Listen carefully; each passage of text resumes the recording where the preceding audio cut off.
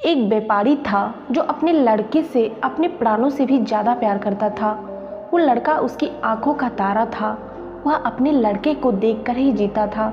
जब तक वो अपने लड़के को देख न ले उसे चैन नहीं मिलता था। वो लड़का ही उसकी खुशियों का कारण था। पर एक दिन दुर्भाग्य से लड़का अचानक बीमार हो गया। उसका काफ़ी इलाज कराया पर लड़के की हालात दिन पर दिन बिगड़ती जा रही थी। और एक दिन वो लड़का अपने पिता की खुशियों को उजाड़ कर इस दुनिया से चला गया। वो व्यापारी इस सदमे को सह न सका और पागल सा हो गया। एक दिन वो घूमते हुए श्रावस्ती नामक स्थान पर पहुंचा। उस समय श्रावस्ती के जेतवन में भगवान गौतम बुद्ध रहते थे। वो दुखी व्यापारी भी भगवान बुद्ध के दर्शन करने हेतु पहुंचा। बुद्ध को प्रणाम कर वो एक कोने में बैठ गया।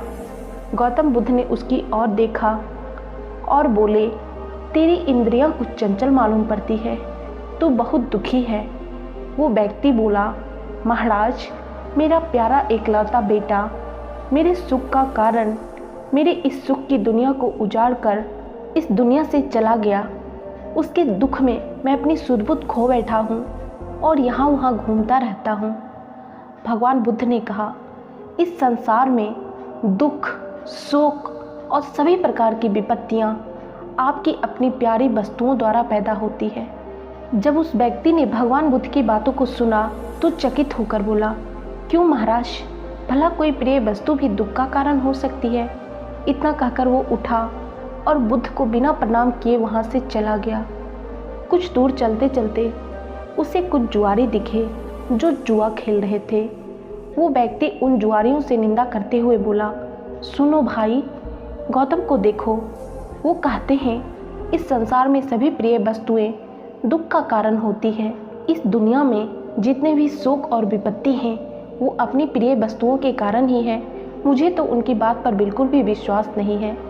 सभी जुआरी उसकी बात सुनकर हंसने लगा और उनमें से एक ने कहा, तुम सही कह रहे हो, प्यारी वस्तुएं तो सुख और आनंद के लिए हैं, उनमें दुख और शोक की कल्पना करना तो मूर्खता वाली बात है। जुआरियों को अपनी बात का समर्थन करता देख वो व्यापारी बहुत खुश हो गया।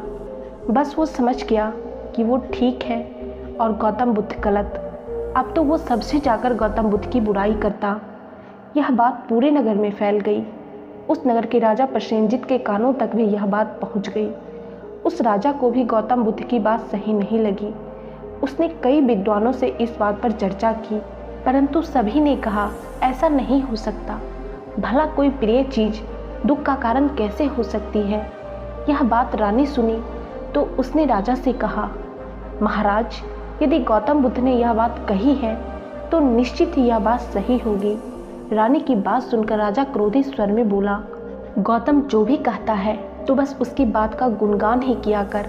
ये सब तेरा भ्रम है। तुझे एक भ्रम के रास्ते पर जानबूझकर भटकते हुए देखकर मेरी आंखें जली जा रही है। जा, हट जा यहाँ से। भगवान बुद्ध के खिलाफ रानी कुछ नहीं सुन सकती थी, इसलिए दुखी होकर वहाँ से चली गई। रानी ने नाले जंग नाम के एक ब्राह्मण को बुलाया और कहा, तुम शीघ्र ही भगवान बुद्ध के पास जाओ और उनको मेरी तरफ से सादर प्रणाम करके कहना कि संसार में प्रिय वस्तुएं दुख का कारण कैसे होती है। जब वो तुमको इसका उत्तर बताएं तो उनकी एक भी बात को भूल न जाना और सारी बात मुझे आकर बताना। नाले जंग बुद्ध के पास गया और उनसे मल्लिका द्वारा कही बात बता दी। भगवान बुद्ध बोले, हाँ, इस संसार में सभी प्रिय वस्तुएं दुख का कारण होती है। कुछ समय पहले एक स्त्री की माँ मर गई। वो स्त्री अपनी माँ के वियोग में इतनी दुखी हो गई कि उसका अपने शरीर का भी ख्याल नहीं रहा। वो फूलों से, पेड़ों से, आते जाते राहगीरों से यही पूछती कि क्या तुमने मेरी माँ को देखा है? ऐसा इसलिए क्योंकि वो स्त्री अपनी माँ से बेहद प्यार करती थी। बुद्ध आगे बोले, इसी तरह स्त्री अपने मायके गई और उसके भाई उसकी शादी किसी दूसरे से कराना चाहते थे और उस स्त्री को मजबूर कर रहे थे, पर वो स्त्री अपने पति से बहुत प्यार करती थी और उसका पति भी उससे बहुत प्यार करता था, पर उस स्त्री के भाइयों को यह विवाह अनुचित लगता था।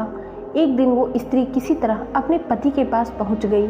उसके पति ने कहा कि हम इस दुनिया में नहीं मिल पा रहे हैं, लेकिन स्वर्ग में तो जरूर मिलेंगे।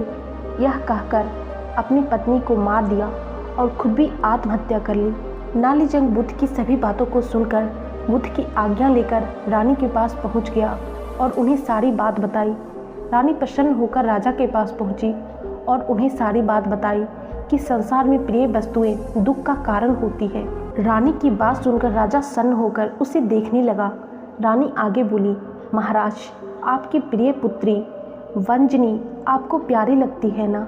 राजा बोला, हाँ मल्लिके, वो तो मेरी आंखों का तारा है। तब रानी ने कहा, यदि वंजनी के जीवन पर किसी विपत्ति का आक्रमण हो तो क्या आप दुखी नहीं होंगे? राजा बोला, दुखी नहीं का क्या मतलब, बल्कि मैं तो इसे अपने ही जीवन का आक्रमण समझूंगा। इस तरह रानी ने राजा को प्रिय लगने वाले मंत्री, सेनापति, राजगुरु आदि के संबंध में पूछा। इस पर राजा ने वही उत्तर दिया, यदि उनके जीवन पर विपत्ति आए तो उन्हें दुख नहीं होगा, बल्कि उन्हें अपने जीवन का भी अंत मालूम होगा। रानी मुस्कुराते हुए बोली, महाराज, अब तो आपको गौतम बुद्ध की बात समझ में आ गई होगी। राजा चौकन्ना होकर सोचने लगा और बोला, गौतम बुद्ध हमेशा सही उपदेश देते हैं। मेरी आंखें खुल चुकी हैं। उसके बाद राजा भी गौतम बुद्ध का वंदन करने लगा। दोस्तों, इस कहानी को पूरा सुनने के बाद शायद आप लोगों को भी समझ में आ गया होगा कि आखिर हमारी प्रिय वस्तु ही हमें कैसे दुख पहुंचाती है। हमारे जीवन में दुख का सबसे बड़ा कारण हमारी प्रिय वस्तु ही कैसे है। इसके बारे में अपनी अपनी राय हमें कमेंट करके आप लोग ज़रूर बताइएगा। और कहानी अच्छी लगी होगी तो वीडियो को लाइक ज़रूर कर दीजिएगा। और यदि चैनल पर नए हैं, पहली बार देख रहे हैं हमारे चैनल को, तो चैनल को सब्सक्राइब करके बेल नोटिफिकेशन ज़रूर प्रेस कर लीजिएगा, ताकि मैं इस चैनल पर जो भी वीडियो अपलोड करूं उसका नोटिफिकेशन आप लोगों को मिलता रहे। आज के वीडियो में इतना ही। मिलते हैं नेक्स्ट वीडियो में, तब तक के लिए धन्यवाद।